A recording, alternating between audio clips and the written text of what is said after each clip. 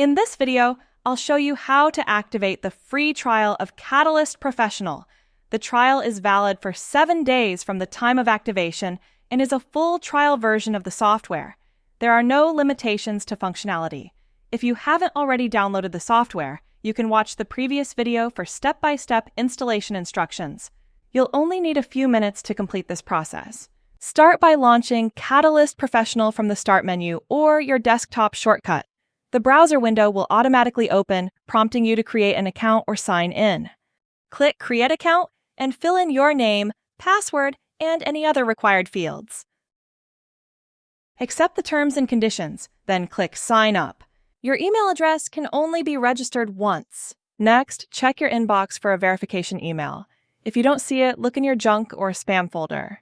Open the email and click the confirmation link. Return to the sign-in page and log in with your newly created credentials.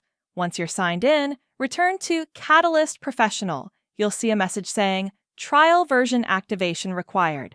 Click Activate. Please note that the trial is specific to your account, as well as the computer it's activated on. After a moment, you'll receive confirmation that the trial has been activated. Click OK and then choose Run in Trial mode. Catalyst Professional will now open showing the main toolbar and default workspace. Your 7-day trial is now active and you're ready to start exploring.